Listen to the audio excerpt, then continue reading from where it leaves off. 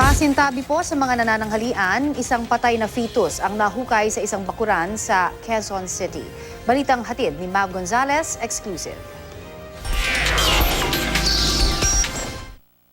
Maglilibing lang dapat ng alagang hayop na namatay ang mga batang ito sa bakuran ng isang residential building sa Quezon City kahapon. Pero laking gulat nila dahil may nauna na palang ilibing doon ng isang fetus. Maglilibing po kami ng rabbit po.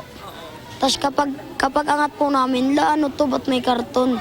Tapos pagkakalkal namin, may baby. Tapos takbo po ako sa barangay.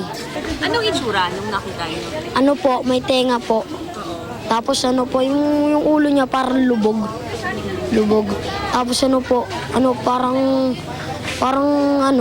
tawag doon, may buhok na po siya. May buhok na po. Opo. Tapos kita po yung puso niya po. At yung parang atay, pinagunanan. Kinabahan po kami, natakot po kami. Kasi tao po yun. Akala po namin talaga hayop. Mababaw lang ang hukay na pinaglibingan sa fetus. Isinilid ito sa isang plastic bag at karton. Sariwa pa ang dugo, kaya tingin nila ay bagong libing pa lang ito.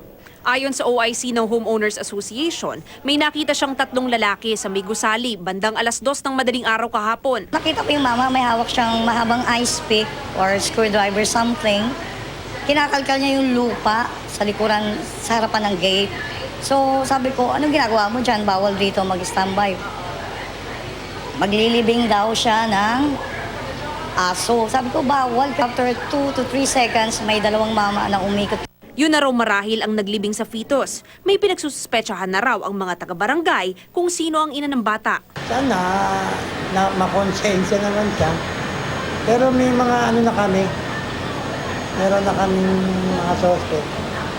Gusto lang namin ma-prove kung sino. Pag nakita namin siyang, kasi kita namin siya buntis eh. Humihingi naman ng tulong ang barangay sakaling may nakakakilala sa ina at sa mga lalaking naglibing sa fetus. Mav Gonzalez, GMA News.